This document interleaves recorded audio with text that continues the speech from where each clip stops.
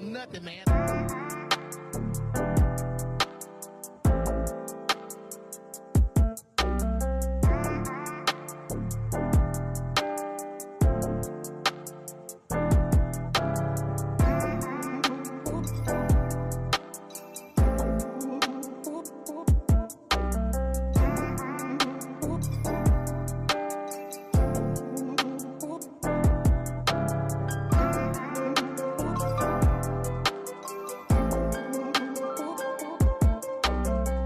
With Austin Wild TV, y'all need to get y'all butts in the seats. It's going down this season.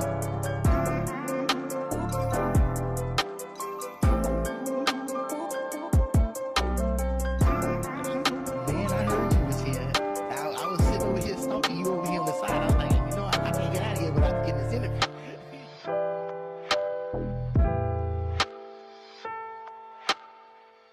I'm Mr. Durite. Y'all need to get in there. Y'all need to get in there. Y'all better get in there. I'm telling y'all.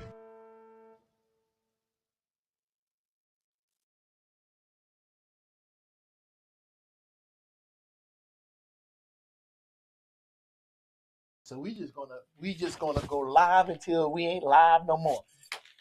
And welcome to The Topic Is. I'm your host, Kevin Stewart, Mr. Durite. If y'all did not know, bringing you the hottest hip hop and R&B artists in the city of Austin, Texas. And tonight we got our new and special guest. And then I'm gonna just jump right into it. Welcome back to The Topic Is. What's wrong?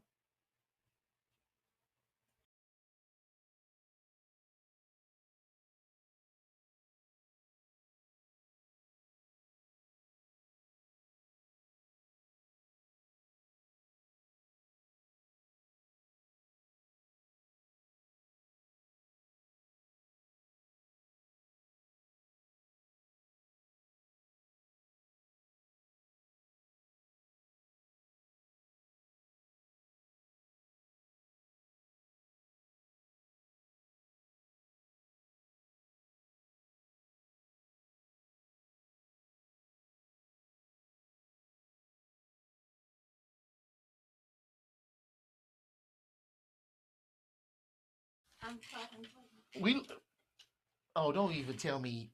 You can't do this because us asking your date of birth. Yeah. Okay, hold on. God, dog. I swear. And it's probably gonna ask me for a kidney. Everything else after that. Let's see. I'm all in the camera. Y'all can see all up in my nose and stuff. Let's see. Facial age examination. Yo, what? Seriously? And I'm not it's putting in my AI, credit card, so y'all, AI stuff. You just gonna have to look at my face. So what happened? Where did it go? I didn't know I had to do all this stuff. If I knew that, I would have done it already.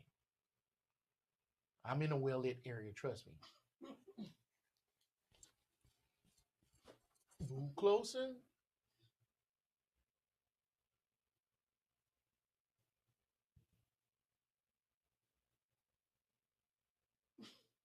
I'm like, seriously? The facial recognition is crazy. It's because AI gets crucial these days now. AI is tripping right now because my knee's about to give out. You gotta be in the green. In the green? What's that mean? Like yeah, right but there, I'm in the green. Right there. It's like when it, the stairs. You gotta stay right there. Take your glasses off, maybe.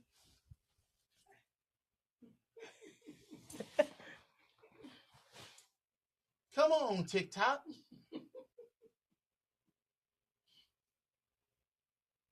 What else you need from me? Oh my gosh. TikTok is tripping. So So when the lights are green, you gotta stare. There you go. There you go. Oh my gosh. Now something went wrong. Yeah, I'm using TikTok. It just wants my credit card. That's all it is. Selfie with ID too. Oh, you tripping. A selfie with the ID. Yo, that's wild. I think they're trying to make you pay to go live. I ain't never seen them do nothing like that. Why right now? Right in the middle of a doggone, you know what? TikTok will be next time. I'm not worried about that. You know what? Woosah. All right. I will after this. All right. We not gonna worry about that. We just gonna keep moving on with what we was doing. And we got our guest here, and let's just get into this real interview and not all this TikTok drama. Welcome back to the topic is. I'm your host, Kevin Stewart, Mr. Durite, if you did not know, and our next guest is an Austin artist on the rise, bringing real pain, real growth, and real music to the table.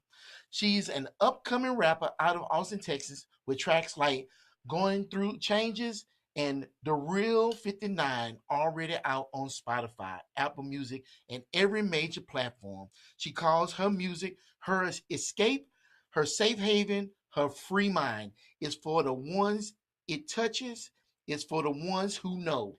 She's not just here to make music, she's here to build a journey with everybody who ever been through something and still keeps going. Y'all show some love for Booker Brim.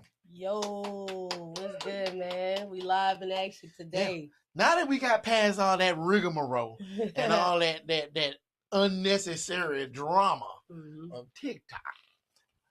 Yeah, I wish I'd have known that. So, how you doing? I'm doing good. Same day, different toilet. Okay. So, my first question is going to be, why the name Booger Brim? So the name originated from me when I was a child. So I have an older sister. We all got like little weird nicknames. We couldn't really say each other's names and stuff like that. So it just came about where my sister just started calling me Booger. And I was one of them kids who always had boogers. So yeah, laugh in the comments. I don't care. Laugh. Yes, but it came from me being a little booger faced little kid. And my sister just always was booger this, booger that. And then, the brim part comes from my family. That's my second half of my family. That's really where all this music and this pain and my journey really come from, is from brims. And that shout out to all my brims out there, you know what I'm saying, worldwide with it. So it's brim love for everybody and brim loyalty. Well, so wait a minute. Just make sure I understand. What's a brim? A brim is a black revolutionary independent militant soldier. So I'm going to re-say that again. Okay. Black revolutionary independent militant soldier. So really it's just, we oppress, we make sure people don't oppress against each other. We don't start nothing, we finish it, you know what I'm saying? We don't really like bullies and stuff like that. And really, we just really stick to being family. It's really just us and nobody else. And that's just really how we are. We support each other. We love each other. We take care of each other's kids. We got babies in our families and everything. It's really, really deep. It goes deeper than a lot.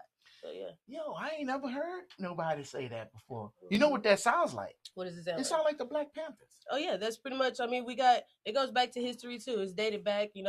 Brims is really originated from LA gangs. And so that's really where it's from. And we did have some Black Panthers back in our, in our history as well. So we did have a little movement where it was BPPs and stuff like that, and it was Black Panther Productions and stuff like that. So we did have a lot of, Black revolutionary people in Brims, and stood on a lot of principles for respect for themselves, respect for their family, respect for where they're from. And that's really where it just really originated from LA, from Brims. Well, all right. Look at that. See, every day we learn something new. I think that's wonderful. Mm-hmm. And you're young, so the fact that you taking up that mantle like that, I think that's very interesting. Yeah, it's a lot to hold. It is a lot to hold. Every song that I have says something about a brim. because that's how much love I have for it. I've lost friends to it. I've seen a lot of crazy things with it. You know what I'm saying? I've had some of my fun days, some of my best days with my brims. So I got a lot of stuff with them that holds a lot of weight with my music. So is it organization like official, or it's just your people? Oh, it's official. Okay. It's real right. It's real official. It's well known. It's honestly the very first gang in the whole entire world. So just know it's really big. Brims is everywhere. So if you don't know, now you do know. Brims is everywhere. I just can't speak on too much because it goes to politicking and stuff like that. But it's very, very 100% authentic, real right, and everybody who a Brim know what I'm talking about. So Brim love. Oh, all right. All right. All right. I said that 3 times, so you know that's real. Mm-hmm. All right. Well, let's get into some of these questions. I said it 4 times. And I think you already touched on it, but we're just going to dive into a little bit more. Mm-hmm. So what does your music say about you that you don't say out loud? Well, I can't say I don't say it out loud because I say my story to everybody because I feel like I'm humble. Mm-hmm. So I'm not ashamed of my story. I'm not ashamed that people know that I've been homeless from 13 and up to the age I was 22. Wow. And I raised myself. Everybody knows that. Everybody in the city that knows me knows that I came a long way. I used to sleep in cars and going through changes. The first line that I say, I remember sleeping in a car that couldn't start, walking to a job to keep a check at night and slept at parks. That is all real. That is all stuff that I've really went through alone and took myself through the jungle and had to deal with. So it's really, it's really just, it's my life. That's why. It holds a lot. It just says a lot. My music just, it speaks. And then when I, put it to the paper and a pen, or I put it, get in my notes and I write it, I just think about everything that I really went through.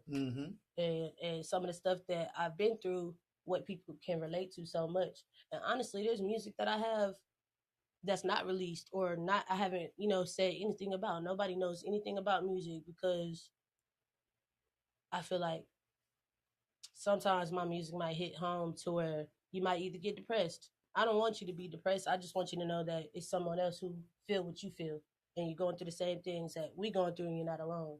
But I know there's some music that I have that I just don't put out because I don't want nobody to do anything to maybe physically harm themselves or anything. I don't promote stuff like that. So you think if you release that music, it would be more harmful than helpful? In a way, yeah. In a way. For people that think intellectually. For the ones that think intellectually, that's the ones I usually really connect with. It's because I'm a real deep thinker. So I think about what people could possibly do to themselves or what they could think when they hear the things that I say. So, I think that it might be a little bit more influencing to harm themselves and more of help them. That's interesting. You're going to take this into a topic I've never dove into before. Let me form this question properly. Do you feel that rappers are responsible for the words that come out of their mouths? Absolutely. Why? Because every rapper knows what they're saying. If you want to make it make sense, then you got to know what you're saying, and it has to make sense for anybody else to relate to it. So I do feel like rappers they're very much responsible for what they say because you have to think about it first. Everybody thinks before they do. Well, the smart people do at least. But and a lot of people think before they say. So I feel like it plays a really big role, and I feel like they are very much responsible for what they say. And so that's why I feel the way I feel about my music. Because if I say something in my song and then it influences somebody to go do, I'm like, damn, that's my fault. Like I influencing them to go do that. I don't want to do that. Wow. I got nephews that watch my music. They listen to my music, and now I got my little nephew running around thinking it's cool to wear a shiesty, and it's not. It's not. I don't advocate that, but he just knows that he want to be like his TT butt. That's what my nephews call me. He want to be like me so bad. Like he just admires me. He sees everything I do, and I have to tell him like what's right and what's wrong because he's influenced from my music. Okay. So I have to make sure if my nephew is gonna listen to my music, it has to be some type of safety in there for them. Okay, then I got this question. Let's say tomorrow you get that phone call, major record label. They ready to sign you. However, they like your look, they like how you rap, but they feel like the content is not edgy enough, and they got some songs ready for you to record, and you'll blow up tomorrow. You rocking with that, or you just staying true to yourself? Off the bat, I'm gonna stay true to myself. I've already thought about, if a label did think about wanting to sign me, what would I do with that decision? I honestly feel like I want to stay independent because I feel like I can push myself more than anybody else could, and I don't want any labels to come with any songs that's already written because that's not what I've lived. And every song that I have, I've lived. So to the labels that's looking, I might consider it if you say something a little, might ring my ear. But if y'all come in with songs already, I don't want the songs already. I want to do it the most original way possible. Right. So that way I feel like that's why I say it's my safe haven, because I relate to my music the most, more than anybody else do. So I need my songs, I need my lyrics, my life in a song. I don't need something that's already written. I don't need a ghostwriter or anything. Okay. Mm-hmm. Okay. Let's stay on that same train of thought. Uh, I definitely understand that it's hard for a female rapper because in this day and age, a female rapper is basically put in this box. Mm-hmm. Let's say that same record label comes at you and is like, you know what? We still like you. Sure, you can write your own stuff, but we want you to look like all the rest of the female rappers. How do you stop them from pushing that on you or other female rappers? How do you break that stigma that they keep putting on female rappers? Honestly, excuse me, I feel like if it was that type of scenario, kind of makes me think back to when I was, young and coming out. And at first, my parents didn't accept me, and it got to the point to where I gave them no choice. I'm still your child, so you still have to love me. You still have to take care of me. You still have to nurture for me. Um, so I feel like if a label was to come like that and say, "Hey, you got to change your image," you can't. There's no me. Then you don't get me, because then you want to change me, and nobody can change me but me. Right. So I feel like if you want me to change my image, I'm not going to, because that's just not who I am. If you want me to change lyrics, or you want me to say something that you wrote or whatever, that's just not me. It's not charisma. It's just not. And who's charisma? That's me. That's me. That's me. The one with a whole lot of it. The one with a whole lot of it for every room that I walk in. I promise. I have love in my heart for every single person. It's people that's done me wrong, and I still got love for those people. I still wish greatness for those people. So I got a lot of it. Yep. That's what's up. And I like your answer. I understand this world is unforgiving and it's an uphill battle, but I think y'all gonna win. Yeah. You just stick to your guns. Mm-hmm. You know, don't make the money. Don't let the money make you. Mm-hmm. Y'all keep that up. Y'all will make. I want to touch a little bass too, as well. Come on. With the whole female rapper and stuff too. I feel like a lot of female rappers that are presenting like me are overlooked because they're used to the Sexy Red type of music and Glorilla. And keep in mind, I love both. I love Glow. I love Sexy Red. I love Megan Thee Stallion. I love Mona Leo too. Like, I love all the women rappers, and it's a lot of melanin in there too as well. So cheers to us, But I do say that the women that look like me are overlooked because they're used to hearing the club boppers, the ones that want to twerk and dance in the club, right? And then they ignore the ones that's actually going through pain and can relate to other people. Mm-hmm. Those aren't the ones that's being played in the club, right? Those aren't the ones that's being played on the radio. But you hear Sexy Red talking about other stuff, and you hear other artists talking about other stuff, and more of sexualizing a woman than really relating to what a woman possibly have went through. Right. In my songs, I talk about a lot of stuff that I've went through as a woman, but I'm not dressed like those women. I don't rap like those women. I don't speak like those women. But you got something to say. I feel like I have something to say that needs to be heard. So stop overlooking the women that look like us. Think about Young and May. She made it. And that's really like one female that looks like me that I could say really just out there like that. I don't really know any other studs or masculine presenting women that's really big with Right. music right now besides Young M.A. And it goes back so far, and only a certain amount of women like that Mm-hmm. have been able to break through. And the first name that comes to my mind is Queen Latifah. Queen Latifah. You know? I love Queen. And look how talented she is. Mm-hmm. And just imagine if she would have just been overlooked. Mm-hmm. Like, who cares what your sexuality is? Mm-hmm. It's a part of you, but that's not who you are. Yeah. And why would you stigmatize somebody for something like that? Mm-hmm. I mean, what would happen if people start stigmatizing heterosexuals? Right. Right. I don't know. It's foolishness to me. Yeah, it is. It's a lot of foolishness. It's a lot of judgment. It's a lot of prejudgment before actually getting over. Right.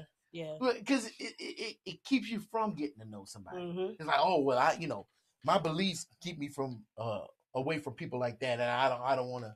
And it's like, so you tell him? No, I'm not even getting into that today. I'm not gonna do it. Oh no, I'm not gonna do it. Get behind me, Satan. We got a little deep on that topic, but shout out to all the women artists out there, though. Yeah. Shout out to all the women artists. Well, I think it's fair to get into that topic because, like I was telling you earlier, I've been interviewing artists for a while, and I think it's a disparity for women who rap with great talent to be overlooked because they don't want to be sexualized. Mm-hmm. I don't think sexualizing a woman makes her more talented. She has the talent already. Mm-hmm. Now, if a woman wants to show her body, well, that's fine. But to each his own, right. Let them do that. Yeah. But you shouldn't have to show your body just so you can put another talent out there. Yeah. If you're a great painter, you shouldn't have to be in a bikini in order to be a great painter. Right. But why do they shove rappers in that same package? And that's the thing that just bothers me. I don't know. It bothers me. We're gonna talk about this all night. If I don't want to know more about you. Let's get into but we can always come back around to this, and we can have a whole nother discussion a whole nother time. Yes, all right. Okay. So, what is a lyric that you wrote that surprised even you? Especially if you lived all your words and everything. What came out of you? What flowed from your mind, through your arm, through your fingers, onto that paper? You was like, whoa, where in the hell did this come from? That's a good question. I feel like I surprised myself with all of my songs. Okay. With Going Through Changes, I mean, y'all just heard that one. I mean, that Going Through Changes is really the number one. I got Like That, that's out there. And that one, I was shouting out all my homies and stuff. So free all my homies that's locked in the cell. G like and brother be home cause of hell. True like the homie, they got him no bail. Hey. Jay White flipped him a coin, ain't got no luck. It landed on tails. You catching my puns, I'm spitting that heat. The homies got fired too. Watch how it sell. And after I was just like, I listened to that and it was just like, damn, I really just named all my homies that's locked up. Mm-hmm. And it's like, if they was here though, I know it would have been like, they would have been real happy. They would have been real celebrated. So from Like That, that's one. Going Through Changes. And then we got BOA Flow. Shout out to my boys, D-Lo and my boy Zoe. You know what I'm saying? We got BOA Flow. We doing numbers right now, going crazy. So I'm finna pay for that promotion for that one too as well. But with BOA Flow, it was just like instantly I came on there and, it's, you got people that talk bad on you. So I'm instantly responding back to them. They say that the bricks is a safe spot because they all know that the bricks be fried. If y'all know that's the spot where we playing with sticks, why the fuck you bitch niggas ain't slide? And just off of that, I'm just like, oof. if I was listening to this and I'm talking about and I'm listening to this and this is my opposition saying this to me, I'm like, man, I'm finna go gear up. Man, I'm mad. Why did I hear this? So some things is just like off the rip.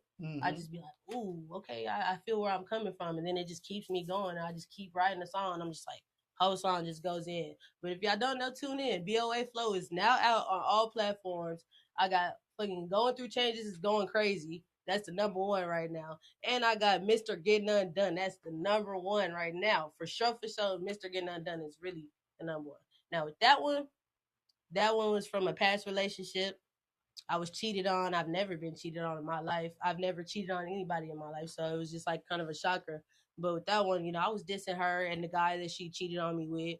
And I was just like, y'all done turned your nigga booger back to savage. Ain't no magic. Poking at the bear, go make shit tragic. Let him have it. Nah, I was gone for too long, so where the action? Yeah, the brims is snapping. Yeah, the brims is bracking. But if I call my blood, is they gonna slide out with the ratchet? That's a bitch life so bad, so won't you face me and come match it? Put it on the float like we had to do that mattress. Fucked in any scenery. I think that bitch a good little actress. That one went crazy. Because if y'all would have seen the room that I walked into getting cheated on, you wouldn't even have wanted to be in that type of room. Come on, I was kind of low down. You ain't got no morals. But shout out to her too, cause she made me make that song, and that one's doing numbers. But it's still fucking hoe. It's still fucking yeah. Well, that's the least she can do. Yeah, that's the least she can do. It's getting me paid. It's getting me numbers. I recently got blocked, and I know it's because you try to see me on your timeline.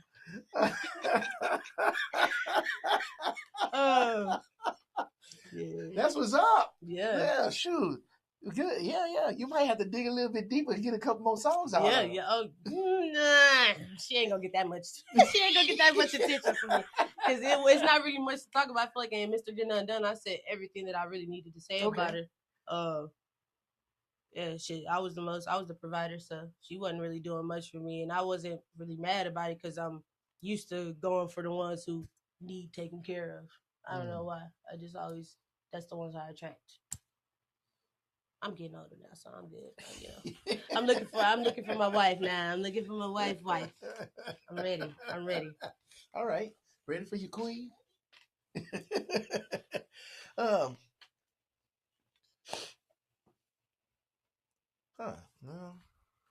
No. What's one opinion about music that you would? I don't like that, but I'm gonna say it anyway. What's one opinion about music that would get you canceled? One opinion about music that would get me canceled?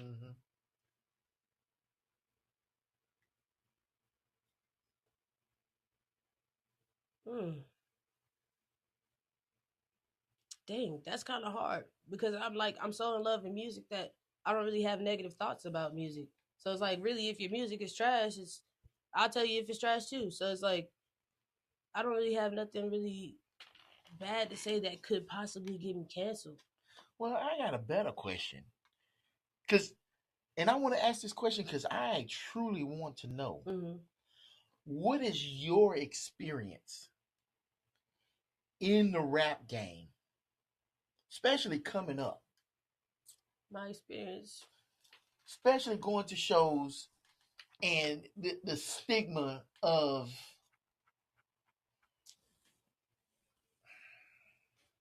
I'm just gonna keep it real. We can keep it real.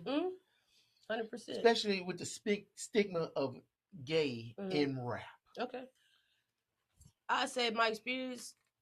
That's a good question because my experience, honestly, with that, is like a lot of people automatically see my appearance and they think I'm gonna rap a certain way or sing a certain way. Whole time I look this way and I sing like a church baby. You know what I'm saying? I can sing, and a lot of people know that too. And but I look like this.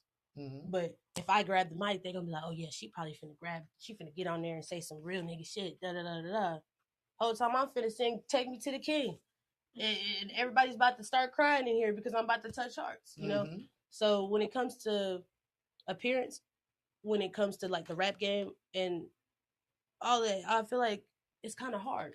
It is hard because sometimes I want people to know that I sing more than I rap, and they only look at me like I just rap. They only look at me like she gonna go in. That's it. They don't know that I sing, but I want them to know that I sing. But they don't really pay attention to me singing like that. I could pull up videos right now. It's videos of rapping, and then there's videos of singing. The rapping gets way more views than the singing videos do, but I can sing like crazy. And it's just I don't know. I don't know. Its appearance is it's stupid these days now. It's stupid. So, but nobody holding you back from getting on the stage or anything like that. Nah.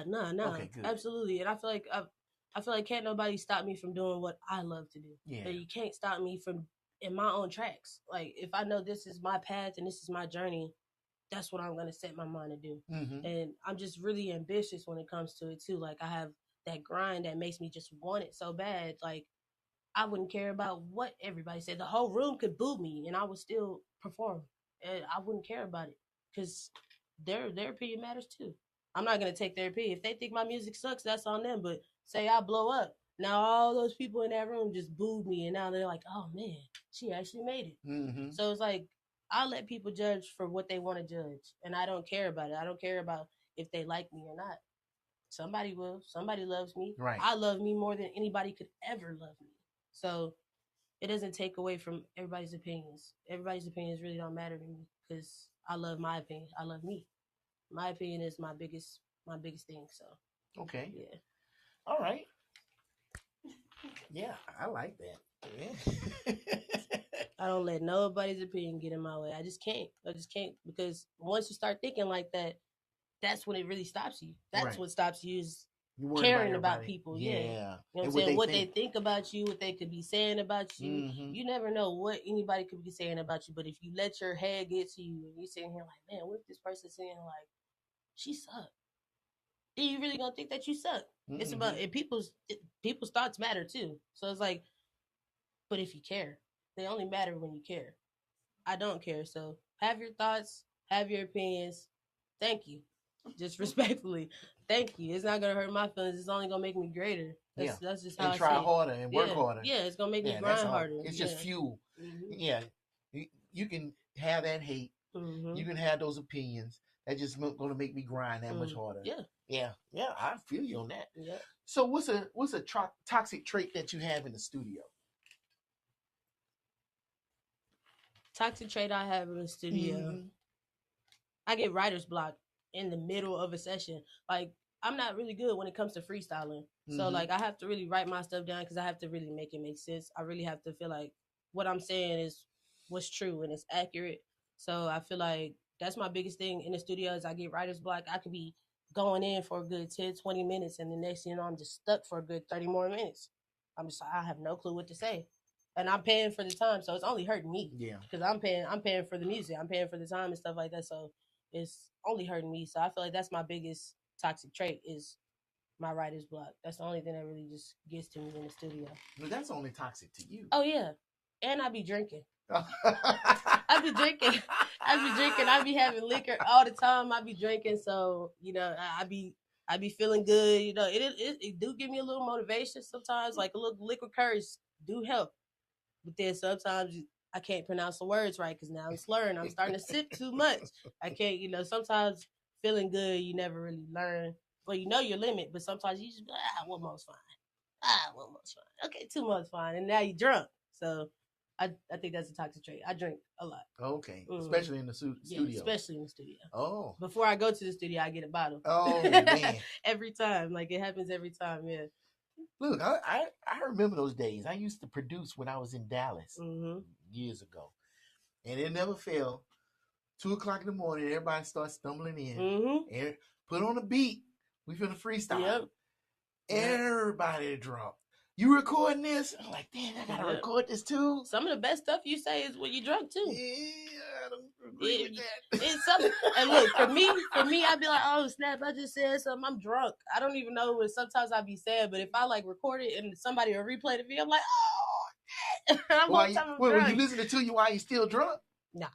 Oh, because that's sober. I ain't never had nobody say that. No, I'd probably be sober. Especially after 4 or 5 hours of a whole bunch of drunk and high people sitting up here freestyling. Nah, I probably listen to it when I'm sober, and I'll be like, okay, let me see what the hell I was really talking about, so I can, clarify. Now you might be talking about something, and it's like, oh man, I didn't even think about rapping about something like that. Fair enough, but them flows is trash. Yeah, sometimes. But we live in Texas though.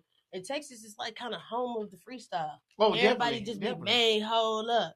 Man, calm down. That's the quickest and easiest way you can get on a beat. That's fine. But you said it yourself. start slurring words. Yeah. We don't know what you say. What?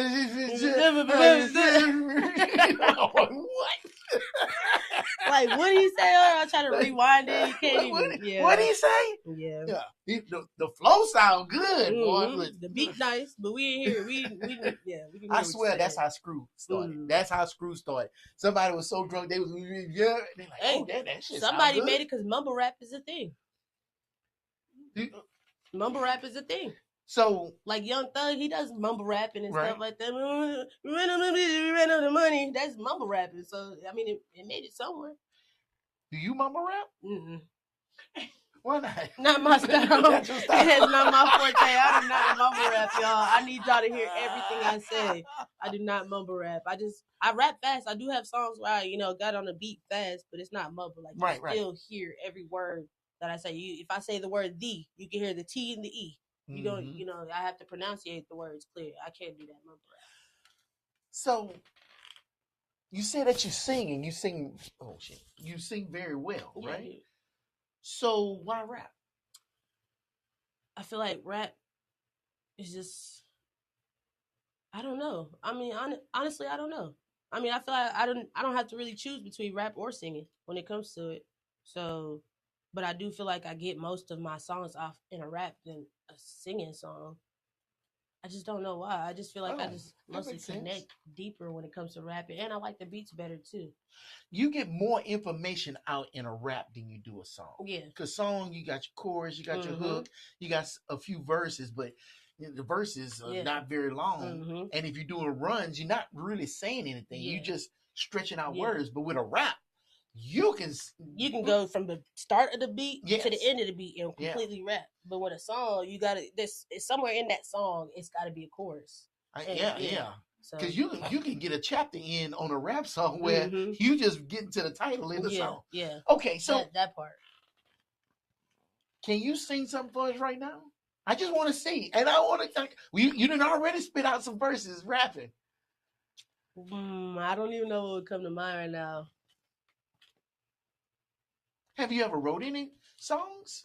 Yeah. No, not really. No. So you wrote more raps than you have songs? Yeah, I've wrote more raps than I had songs. Like with Going Through Changes, I do wish that I did get on there and sing because a lot of people felt like I should have sang, but it already had like a pre-written chorus on there, so I took that and just put it to the beat, and that's how I tweaked it. But I don't really have no songs that's where I'm actually singing. Huh? Yeah, I probably like videos in my phone, like of me recording myself and seeing how I sound, but I don't have no videos. That's interesting. Yeah, but you sing really good. Yeah, that surprises me so much. Yeah. Well, where did you do primarily all your singing at? Were you a singer in church? Somewhat, yeah. I mean, yes and no, because when I was in church, I was like more of a kid, and then when I got older, it was just like I kind of like found my own way, so I stopped going to church and stuff like that. It really is just like music just stayed connected to me, regardless if it was rap, R&B, country music, even the yelling heavy metal stuff. Sometimes I even like that stuff. I'm really a rock star. Like I just like all types of music. But really where I did most of my singing was probably at home. Like at home. And I used to get made fun of. My sisters used to come in the house and like, oh, you sound like a dying cat. And this, that, and the third. Now that I'm older, my sisters, they can tell you I can sing. And they just, it was just stuff that they say as a kid and stuff like that. But I've always sang in my home. My mom bought me like karaoke machines and stuff like that. And I used to just sing for the family. And I just really just love singing. And my biggest like singing inspirations is Erykah Badu, Lauryn Hill. Like I'm really old school. I really like the old school stuff. I do like Coco Jones as well, Kehlani and stuff, like more of the newer school type of deals. So yeah. Oh, so you a well-rounded artist and everything. Okay. So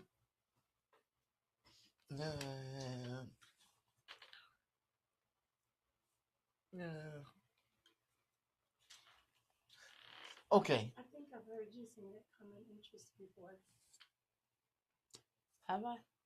Have you? Maybe. Alice and the Alice. I don't know. I don't think so. I don't think that was me. That was another Book of Brim. Nah, it's only one of those, y'all. It's only one Book of Brim, okay? Only one. So, When do you feel the most like yourself on stage, in the studio, or alone?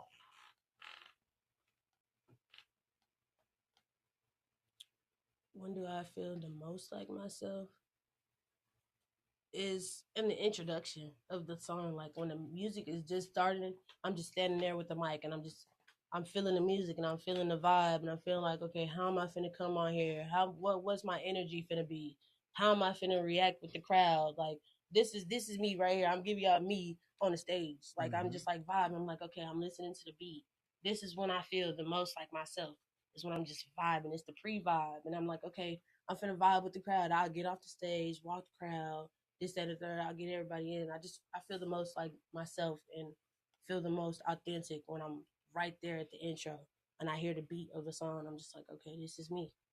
This is my moment. This is my time. Prove it. And then I just lock in. And from there, it's just the introduction of the song. Really. Okay. That's when you feel yourself the most. Yeah. Yeah. Even when without music, say if we weren't talking on music terms, the most that I do feel like myself is when I bring music into play. I really feel like even with myself, I feel less than sometimes, but I'll feel more about myself when I listen to certain songs or certain music. Like music takes me a long way. Music helps me when I'm sad, mad, everything. So I feel like even if music wasn't in the place somewhere in my life, I have to put music in, or I'm not gonna be sane. And that's just how I feel. Like somebody in this world has a song for what I've been through already, and if there isn't, then I'll make one. Yeah. So could you go a day without music? No, I couldn't even go a day without Wi-Fi. To be honest, I couldn't. I honestly couldn't. I couldn't even do that. Couldn't even do it. I'd probably be somewhere rocking in a corner, sucking my thumb. I need music, like, and to you be need honest, Wi-Fi for music. Exactly. Okay. Exactly. Like if I would go back to when I was homeless, I made sure I had a job so that way I could have a phone, so that way I could have Wi-Fi to have music. Okay. Wow. I was walking to work, everything. The car that I was sleeping in didn't work, so I was walking to work and stuff like that. And if I didn't have my headphones, I'm playing the song out loud on my phone, walking down the street like this. And people, like, I used to reside in Pflugerville, Texas, so people out there used to see me all the time. I'm listening to music and I'm dancing, walking my whole entire way down the street. Like everybody just, you can almost say I'm Pflugerville running man. Like, shout out to the running man because he gave me a lot of motivation in my life too. I used to see him all the time on the north side of Austin, and I used to be that little kid that used to hang out the window waving at him because he just showed me like even if nobody else believe you, you can do it. He didn't care about nobody out there. All those cars passing by, all those people who could be like, look at this crazy crackhead. He didn't care about nothing. And that really just was just like, okay, yes, Frumberg and Lamar, like him just being out there was just like, if he can do it, I can do it. And that was just one of the first motivations because he was everywhere. All the time I see him. Like as a little kid, I would always see him. And I really say I'm from everywhere in Austin. I'm from north side, east side, the west side of Austin. Hell, I don't even know where the west side of Austin is, but I might be from there too. Shit, I might be having a cousin out there somewhere. I don't know. Hell, but everywhere in Austin, like I've been. And somewhere in the area of Austin, everywhere in the area of Austin, there's somebody that I can relate to. Even if I don't know them, even if I do know them. And somewhere in Austin, there's people that motivate me. And some of those people don't even know it. So, yeah, I get most of my motivation from just seeing other people grind. If they can do it, I can do it. What's stopping me from the greatness? That's just really how I see it. That's just how I view it. Okay. If they did it, I can do it. I can do it better. I could probably do it just like them. We could do it together. I don't want to take from nobody else's greatness. I want to join the greatness. I want to build the greatness. I want to keep it going, And I don't know. I just view life differently, I guess. So, where do you want to go with your music? What's the ultimate goal?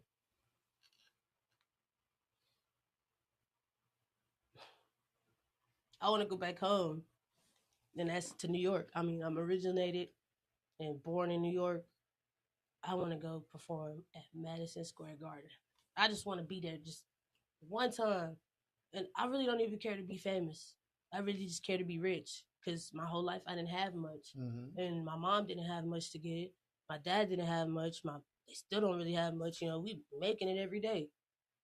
I just want to be rich. So if I could just get rich and take my music and get rich and blow up, I'll give everybody in my family what they need. Make sure my family's good, and I'm gonna keep grinding. And when I get to Madison Square Garden, I'll probably just let the crowd say my song. I'll probably break down in tears just because I finally made it to where I've always wanted to be. That's my number one spot is Madison Square Garden. I can just see myself there now, just performing like YoungBoy or like somebody big, Michael Jackson even. Like that's big. That's big, and I feel like I can do it. I don't see what's stopping me.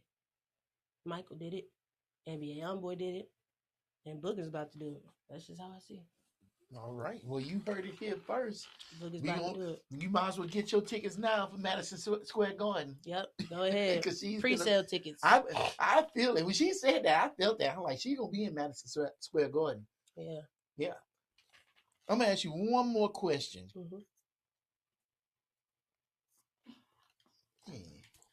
What do you want us to know about Booger Brim? Booger Brim is a very loving person who don't like to be fucked with.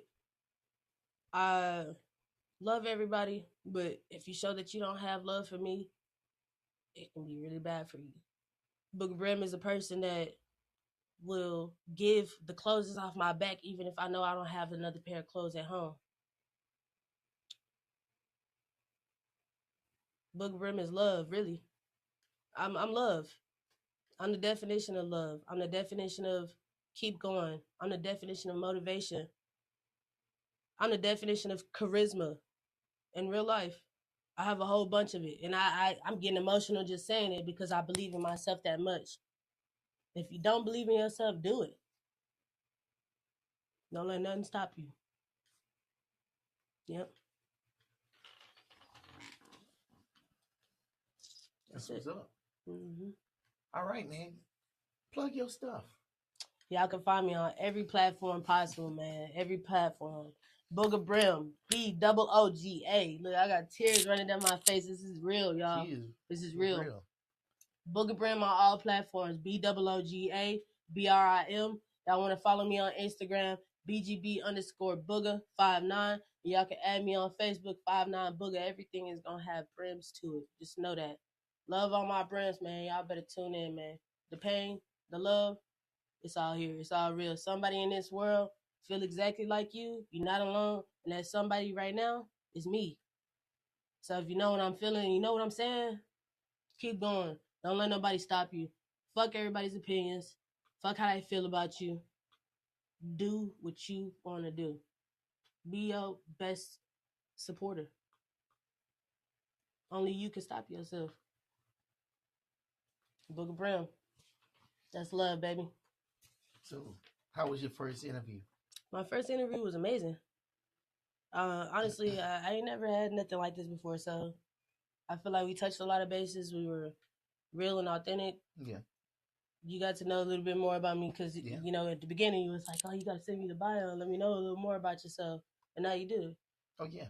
And I just feel really appreciated. Like, I feel overwhelmed with emotion right now because this just made me feel like I'm one step closer. And you giving artists like me that platform to really get out there, it's just like, the tears is for appreciation for you too. And for you too. You know, it's hard. It's hard. This was amazing. This was amazing. And I'm very grateful and very thankful. No, you are more than welcome because we want to be more in this world than a burden. We bless. And we ain't like rich or nothing, but we bless and we care. And, you know, we just want to make a difference. You know what I'm saying? Yeah. And I want to see you get to Madison Square Garden. I may not can fly you there. I may not can get that stage for you. But whatever I can do, I'm here to help. You know what I'm saying? Even if it's just giving you encouragement, sitting there being in the audience and telling you, man, that shit was dope. So if I can sit here and we can chop it up and have a discussion, put it on the camera so the world can see who you are, I'm all down for it. So I'm glad and yeah. Let's go somewhere. Let's go somewhere. Yeah, I want to see you somewhere. up there. Yeah. Let's go somewhere. I'm going there. And before you go somewhere, June 27, 2026, Rhythm and Rise Live is going down. Booker Brim is going to be in the house. You can see her rock it. You see what she can bring. You can feel her pain live on stage. And if you can't catch it live, don't worry about it. You can always see it on demand. We are coming to you on every streaming platform. And I'm going to figure out this TikTok so we can go live so you can see Booker Brim in living color. Yes, you know what I'm saying? So stick with us. This is our first year. We are building this platform and we are not asking for permission. Just be there and we're going to sit here and show you what we got here in Austin, Texas. All right? There's a million videos out there that y'all could be watching, but y'all chose to watch this, and we appreciate you. Until next time, peace. Got a booger brim.